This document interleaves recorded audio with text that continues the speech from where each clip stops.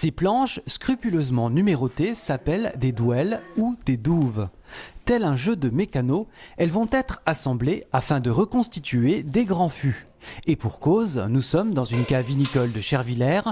Les exploitants ont fait appel au dernier tonnelier d'Alsace pour réaliser cette opération.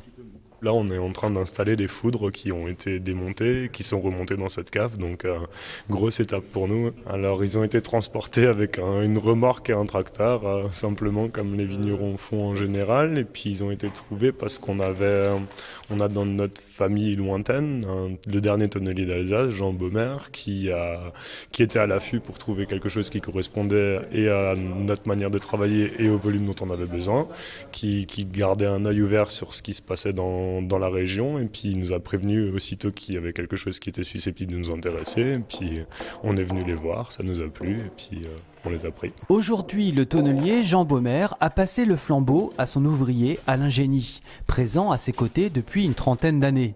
Malgré tout, il a tenu à assister au remontage de ces 3 fûts, aussi appelés foudres pour leur grande capacité.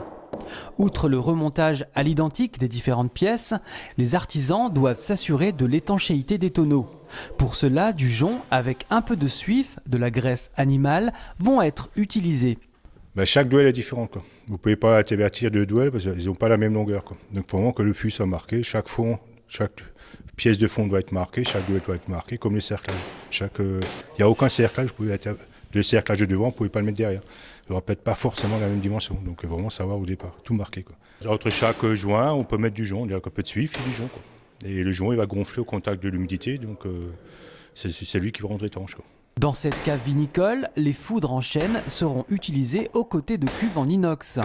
Un choix délibéré destiné à produire 2 types de vins bien différents. Alors la cuve inox, c'est quelque chose de très inerte où on va essayer de préserver des arômes. C'est des vins qui sont plus variétaux, plus sur des choses expressives mais de courte durée parce que les arômes sont volatiles. Alors que là, dans une cuve en bois, nous on a fait le choix plutôt d'avoir des vins qui vivent, qui ont besoin de respirer, qui ont besoin d'échange avec l'air.